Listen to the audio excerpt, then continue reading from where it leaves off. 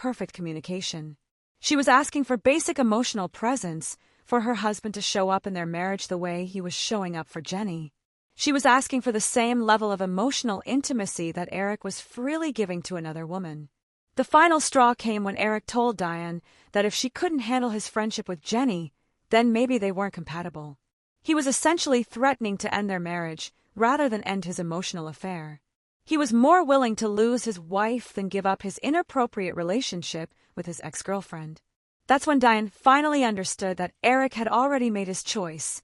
He'd chosen Jenny months ago, and he was just waiting for Diane to accept it. The next morning, Diane called a divorce lawyer. She'd spent 7 years trying to save a marriage that Eric had already abandoned. She'd sacrificed her career, her friendships, and her own sense of self trying to be enough for a man who was getting his emotional needs met elsewhere. She'd made excuse after excuse for his behavior, convinced herself that she was asking for too much, and accepted emotional crumbs while he gave full meals to another woman. The divorce proceedings were brutal in a way that Diane hadn't expected. Eric, who had been emotionally absent throughout their marriage, suddenly became vindictive and cruel. He fought her on everything: the division of assets, spousal support, even sentimental items that had no monetary value. It was like he was punishing her for refusing to accept his emotional scraps anymore.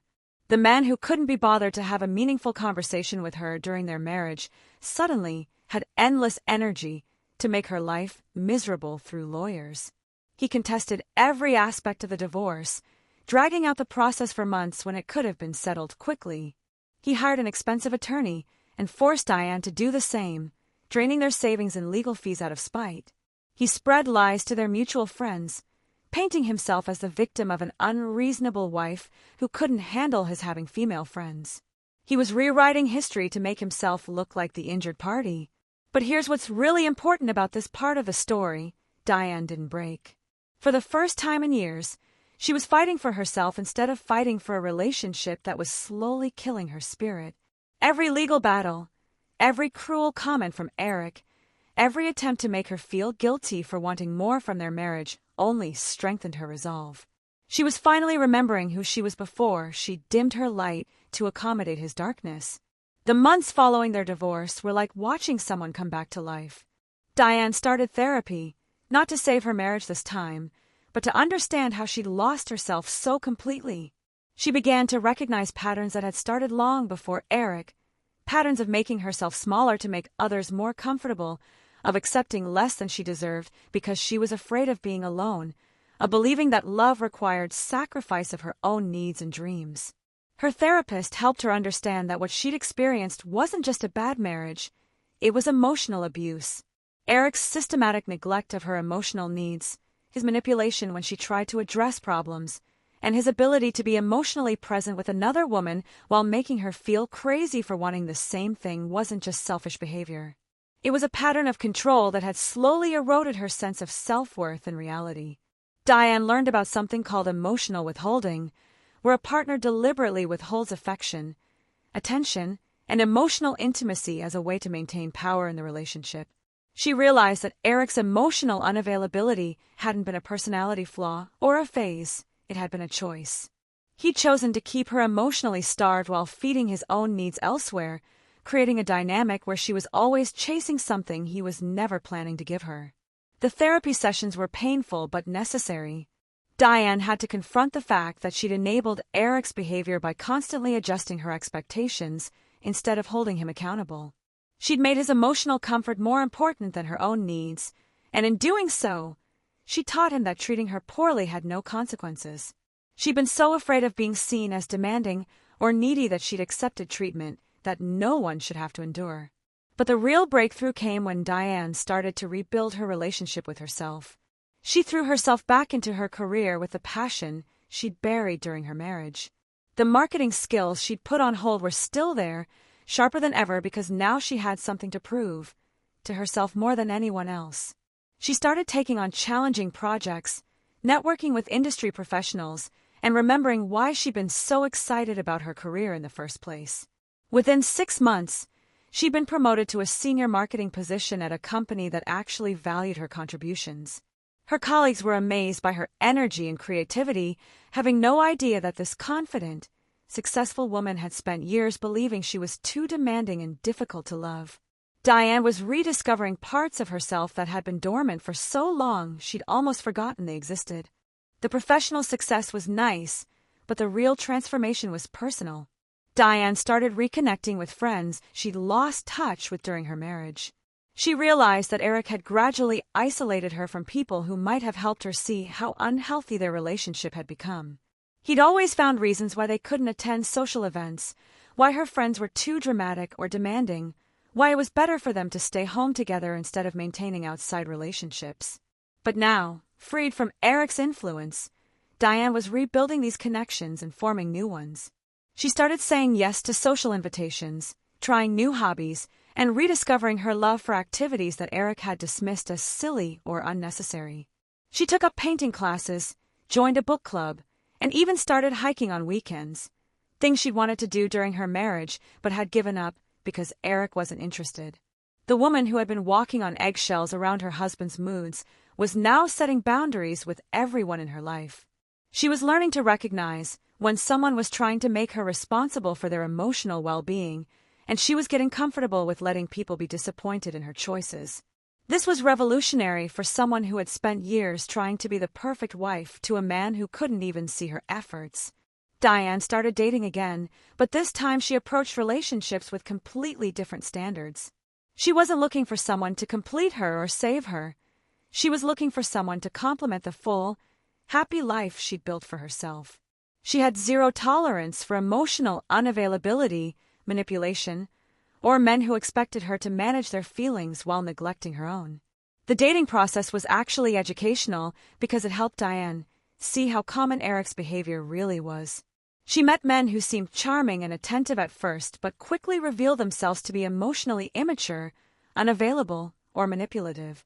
But instead of making excuses for their behavior like she had with Eric, she simply moved on. She'd learned to trust her instincts and prioritize her own well-being. Then, just when Diane was finally feeling stable and happy in her new life, something unexpected happened. Eric reappeared, but this wasn't the cold, distant man she divorced. This was someone who seemed genuinely transformed, talking about therapy, personal growth, and how much he'd learned about himself since their divorce. He wasn't making excuses or minimizing his behavior. He was taking full responsibility for the emotional neglect that had destroyed their marriage. Eric reached out through a mutual friend, asking if he could speak with Diane. He said he understood if she never wanted to see him again, but he hoped she'd give him the chance to apologize properly and show her how much work he'd done on himself. He wasn't asking for reconciliation or forgiveness. He just wanted to take responsibility for the pain he'd caused and make amends for his behavior. The request caught Diane completely off guard. She'd spent months rebuilding her life without Eric, and she was genuinely happy. She had a successful career, meaningful friendships, and a sense of self-worth that she'd never experienced during their marriage. The last thing she'd expected was for Eric to resurface with what sounded like genuine remorse and personal growth. But here's where the story gets really interesting, and this is something that happens to a lot of people who leave toxic relationships. When your ex comes back transformed and taking responsibility, it creates this cognitive dissonance where you start questioning whether you made the right choice. Diane found herself wondering if she'd given up too easily, if she should have fought harder for their marriage, if maybe Eric really had changed and they could build something better together. The old Diane might have jumped at the chance to reconcile with a transformed Eric, but the new Diane had learned to trust her instincts and protect her peace. She didn't immediately reject his attempts to reconnect, but she also didn't make it easy for him. She told him that words were cheap and that if he really had changed, he would need to prove it through consistent actions over time, not grand gestures or promises about the future. Eric told her about the months of intensive therapy he'd undergone after their divorce, how he'd finally confronted his own emotional unavailability and the deep-seated fears that had made him incapable of true intimacy. He talked about recognizing his pattern of seeking emotional connection outside his marriage because it felt safer than being vulnerable with someone who actually mattered to him. He acknowledged that he'd been emotionally abusive through his neglect and that Diane had deserved so much better. The conversation was unlike anything they'd ever had during their marriage. Eric was present, vulnerable, and genuinely remorseful. He didn't make excuses or try to minimize his behavior. He took full responsibility for the affair with Jenny, for the years of emotional neglect, and for the way he treated Diane during their divorce. He said he understood if she could never forgive him, but he wanted her to know that losing her had been the wake-up call he'd needed to finally address his issues. Eric explained that after their divorce, he'd initially tried to pursue a relationship with Jenny, thinking that she was the answer to his problems. But it quickly became clear that his issues weren't about compatibility or finding the right person.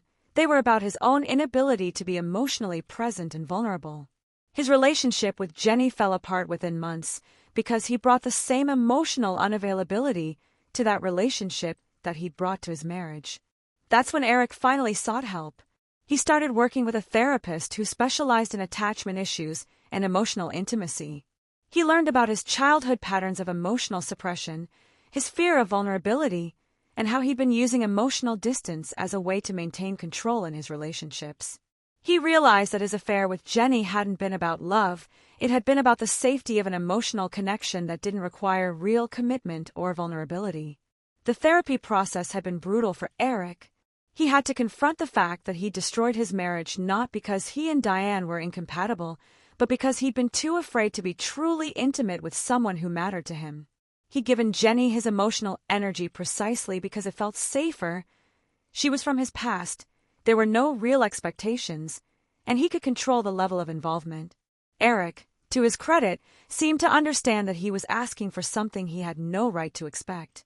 He didn't pressure Diane for immediate reconciliation or try to convince her that his therapy had magically fixed everything. Instead, he asked if they could start slowly, as friends, while he continued working on himself. He wanted to show her, not tell her, that he was capable of the emotional presence that had been missing from their marriage. This part of their story unfolded over months, not weeks. Eric consistently showed up in ways he never had before. He listened without trying to fix or minimize her feelings. He remembered details about her life and followed up on things that mattered to her, and he respected her boundaries without making her feel guilty for having them. He was patient with her skepticism and didn't try to rush her into trusting him again. But what really convinced Diane that Eric had genuinely changed wasn't anything he did for her.